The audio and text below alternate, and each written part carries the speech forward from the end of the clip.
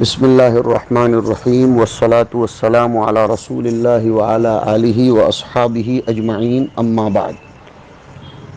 حدیث شریف اسی ترجمۃ الباب کی یعنی باب الدلیل علی الزیادۃ والنقصان کی شروع ہو رہی ہے۔ حدثنا عثمان بن ابی شیبہ کے حوالے سے عن ابن عمر رضی اللہ عنہما قال قال رسول اللہ صلی اللہ علیہ وسلم ایما رجل مسلم اکفر رجلا مسلما فإن كان کافرا وإلا كان هو الکافر۔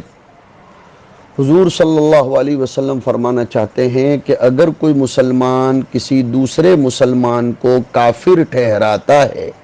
اس پر کفر کا فتویٰ یا حکم لگاتا ہے، اگر وہ سامنے والا واقع میں حقیقت میں کافر تھا تو ٹھیک ہے، اس نے کفر کا فتویٰ لگا دیا، ورنہ وہ کفر فتویٰ لگانے والے ہی کی طرف لوٹ کر آئے گا، اس تکفیر کی نحوست اور اس کا وبال اسی کو لگے گا۔ خطرہ ہے کہ اس کو اس کی تکفیر اور وبال کا شؤم اور اس کی سزا چکھنی پڑے، جیسے کہ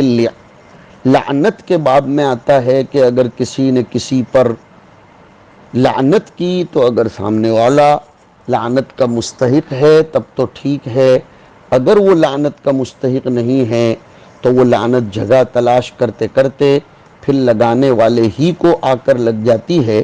پتہ چلا کہ کسی مسلمان پر کفر کا حکم اور فتویٰ لگانے سے پہلے کئی دفعہ سوچ لینا چاہیے، 99 شقیں اس کے ایمان کے نکالو، کفر کی چاہے ایک شق پائی جاتی ہو اس کو بچا لو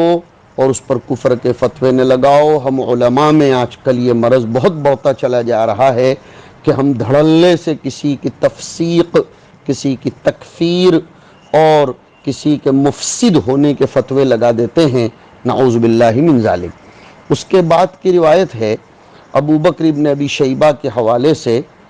عن عبد الله بن عمرو قال قال رسول الله صلى الله عليه وسلم اربع من كن فيه فهو منافق خالص ومن كانت فيه خلة منهن كانت فيه خلة من نفاق حتى يدعها اذا حدث كذب واذا وعد اخلف واذا عاهد غدر واذا خاصم فجر۔ یہ روایت بہت مشہور ہے، آپ حضرات نے ریاض الصالحین میں پڑھی۔ حضور صلی اللہ علیہ وسلم فرماتے ہیں کہ 4 عادتیں اور 4 باتیں ایسی ہیں اگر وہ سب کے سب کسی کے اندر پائی جائیں گی تو وہ کٹر پکا منافق ٹھہرایا جائے گا، اور جس میں وہ سب کے سب جمع نہ ہوں، کوئی ایک آدھ پائی جائے تو اس کو یہ کہا جائے گا، اس کے بارے میں یہ کہا جائے گا کہ اس کے اندر نفاق کی کوئی ایک آدھ خصلت ہے، عادت ہے، جب تک کہ وہ اس کو نہ چھوڑے۔ وہ خصلتیں کون کون سی ہیں؟ نمبر 1، جب بات کرے تو جھوٹ بولتا رہے۔ نمبر 2، وعدہ کر کے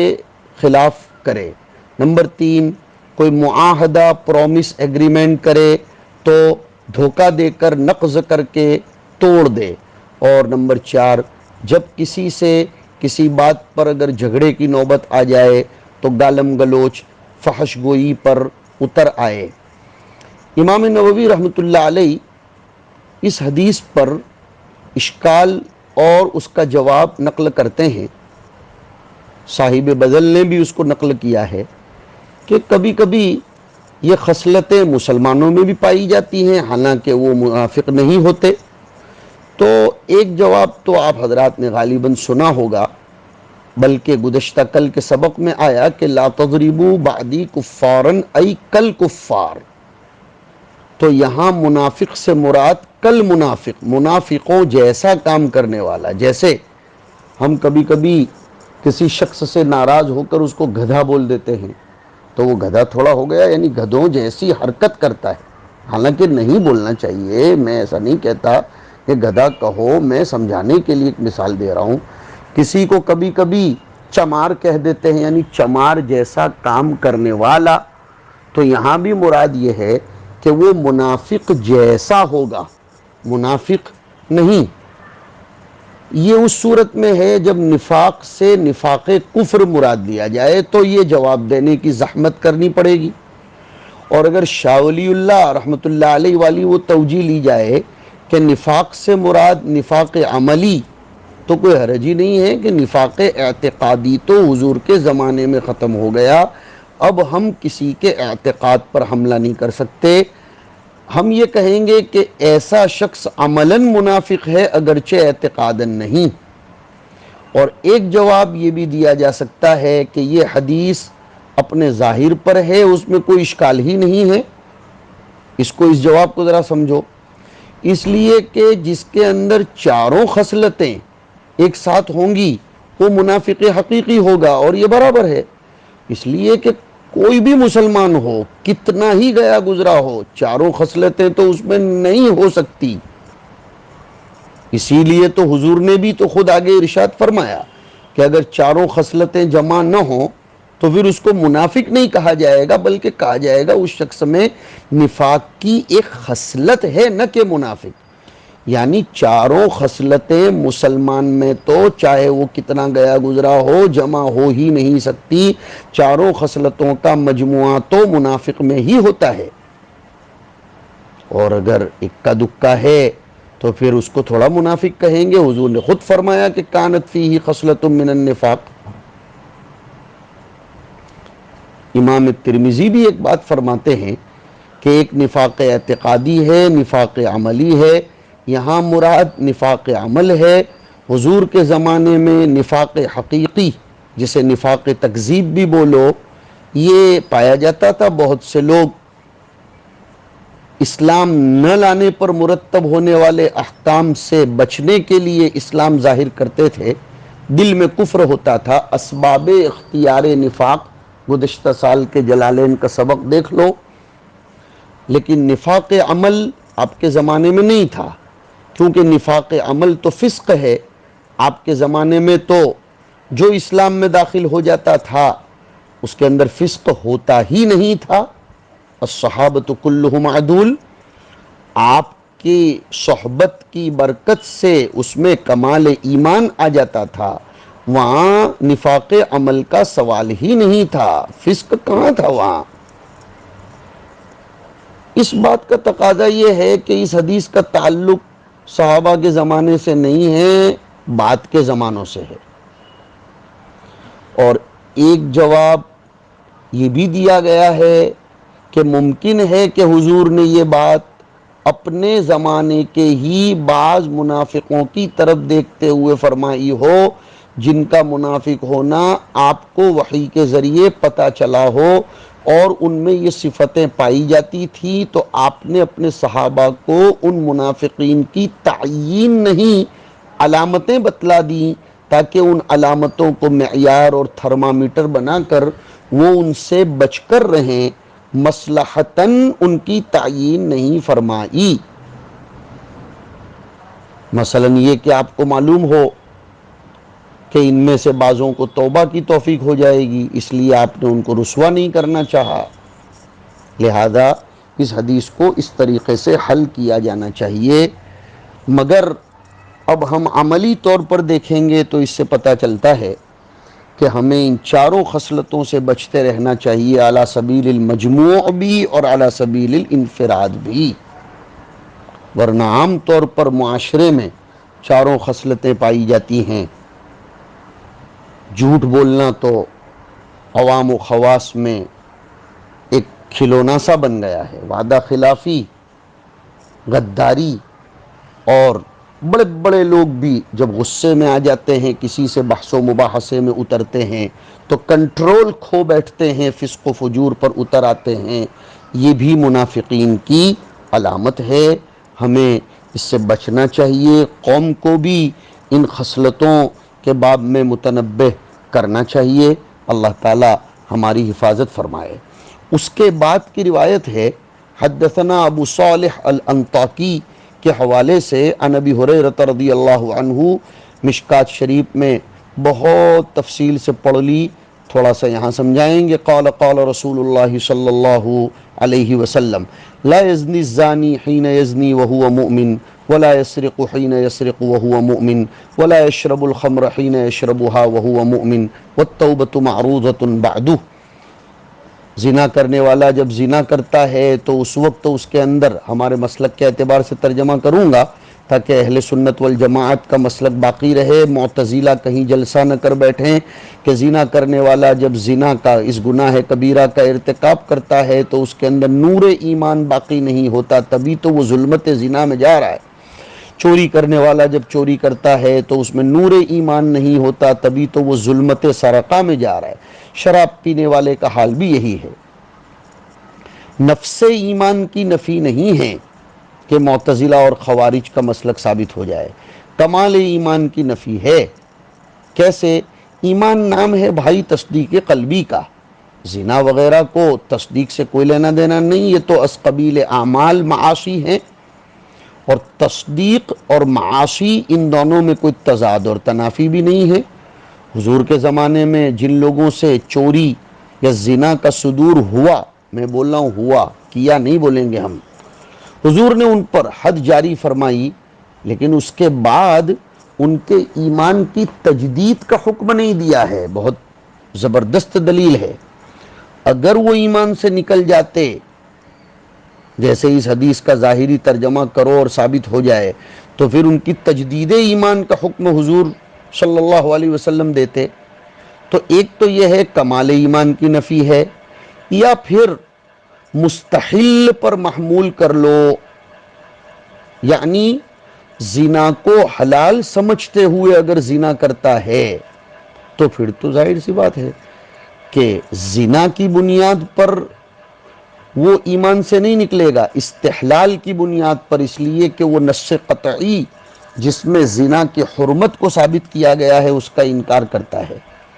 اور ایک شاندار جواب یہ بھی دیا گیا ہے کہ لا یزنی الزانی حین یزنی وہو مؤمن، یعنی وہ اب امن میں نہیں رہے گا،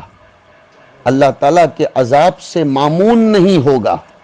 لغوی معنی پر محمول کیا جائے گا. حدیث کے اخیر میں آیا التوبۃ معروضۃ بعد، یعنی زنا، چوری، شراب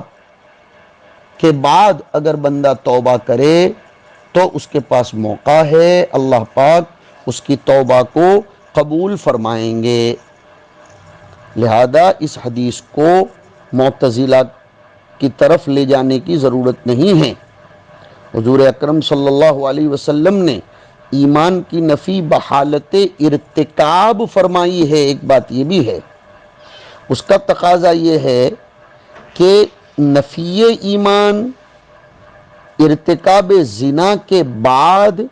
مستمر نہیں رہتی، ایک مطلب یہ بھی لیا گیا ہے. اور اگر وہ ارتکاب زنا کے بعد مصر ہو اس معصیت پر تو پھر یہ اصرار اس کو کبھی کبھی بہت آگے تک لے جائے گا اور معاملہ گڑبڑ ہو جائے گا، وہ کفر کے